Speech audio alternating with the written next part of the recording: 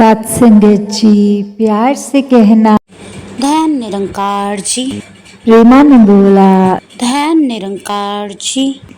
जब भी संसार में किसी के साथ हम एक बात करते हैं या किसी के बारे में सोचते हैं, तो जब तक एक वही भावना हो कि दूसरे में भी तो वही परमात्मा है जो मेरे अंदर है और अंग संग है, एक कतरे कतरे में है, एक डाली डाली में है, पूरे ब्रह्मांड में है, यही एक परमात्मा जिसकी ना कोई शुरुआत है ना कोई अंत है, जो समय के साथ तब्दील नहीं होता, जो हर समय ही रहने वाला है। तो कैसे जब ये समझ आ जाती है कि हर किसी में ही परमात्मा है, तो फिर एक नफ़रत के कारण भी मिट जाते हैं। और नफ़रत के कारण इस तरह मिटते हैं कि पहले हम स्वयं ही प्यार बन जाते हैं और फिर हर एक को प्यार दे सकते हैं आगे। तो जब तक एक प्यार को देना तब तक संभव नहीं होता जब तक हमारे हृदय में पहले वो प्यार हम खुद ना बने हों। जिस प्रकार एक मटके में पानी होगा तो ही आगे घर आए मेहमान को परोसा जा सकता है वो पानी, पर अगर वो मटका ही खाली है तो फिर उस घड़े में पानी ना होने के कारण किसी और के आगे वो पानी पिलाया जाने का कार्य नहीं किया जा सकता।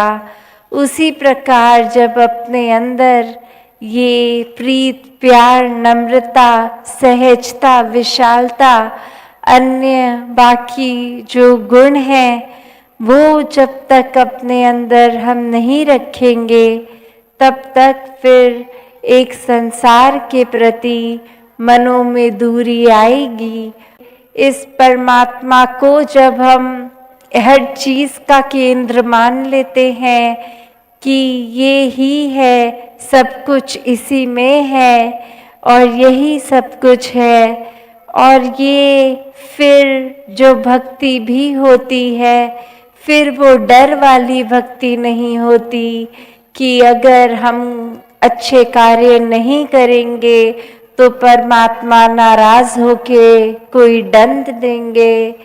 नहीं, ये तो प्रेमा भक्ति होती है, प्यार की भक्ति, जहाँ इस परमात्मा को देख लिया और इसके साथ ही ये लिव इस तरह जुड़ गई कि वो प्यार बन गए और इसके साथ फिर हर समय का वो प्यार और वही भक्ति का शुरुआत होनी कि भक्ति जीवन में विश्वास मन में जब हो और आनंदमय जीवन की हर फिर घड़ी जी जाए, चाहे फिर वो भक्त को परवाह नहीं होती कि परमात्मा ने कोई स्थिति उस भक्त के अनुसार रखी हो या उसके अनुसार ना हो, फिर तो ये परमात्मा का ही हर स्थिति प्रसाद की तरह बन जाती है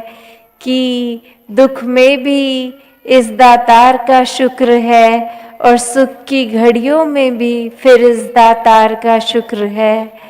तो कैसे हर समय इस दातार से जब जब जुड़ते हैं और मन के वही भाव भक्तों के फिर रहते हैं कि इस जीवन में आना सफल होता है उनका, जो इसको देख लेते हैं, इसके रंग में रंग जाते हैं और जीते जी ही ये कार्य संभव हो सकता है, वरना ये जब सांसें चली जाएंगी तो फिर इस संसार में आना प्रभु परमात्मा की प्राप्ति के लिए और वो ही नहीं किया तो बाकी अन्य कार्य तो बाकी योनियों में भी करना संभव था। वहाँ से मनुष्य जीवन का ये फर्क कुछ रहा नहीं। तो अपने जीवन में हर समय इस दातार को ही एक श्रेष्ठ मानते हुए बाकी प्रलोभन, बाकी दुनिया के रंग, ये माया रूप तो हर समय अपना प्रबल रंग छोड़ने की कोशिश करता ही है, पर भक्त तो हमेशा फिर इस पक्के के रंग में रंगे होते हैं और यही रंग हर समय का रंग है। उसी तरह जीवन में हर कोई अपने इस के ही आश्रय जीता चला जाए, अपने जीवन को सुहेला करते हुए हर पल एक मनुष्य योनि में है तो मनुष्य वाली आदतें अपनाकर किसी को कष्ट ना पहुंचा के एक अपने जीवन को जीना है। और जहाँ कोई गलती खुद से हो उसी समय एक दातार से भी माफ़ी मांगनी, उस इंसान से भी मांगनी कि कैसे हर समय एक वरदान रूप जीवन का बनते चले जाए, जो अपने लिए भी वरदान हो, औरों के लिए भी वरदान हो। दासी और समय ना लेके इन्हीं शब्दों से एक दातार से अरदास कि सभी के जीवन में सेवा, सुमिरन, सत्संग रूप एक प्रबल होता जाए, एक दिल का नाता निराकार से हर समय और गहरा होता जाए। सत्संगत जी। सुख है परमात्मा। जब आत्मा परमात्मा मिल जाते हैं तब सुख की उत्पत्ति होती है। परमात्मा के बिना और कहीं भी सुख खोजना पानी में मथानी चलाने के जैसा है।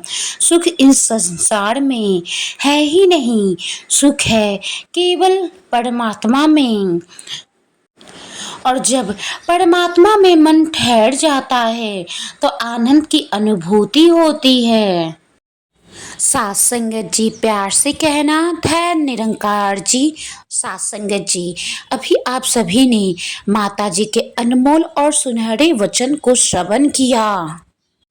सात संगत जी, आप जी कोशिश करें कि माता जी के इस अनमोल और सुनहरे वचन को अपने जीवन में ढाल सके और अपने मन और व्यवहार में ढाल सके।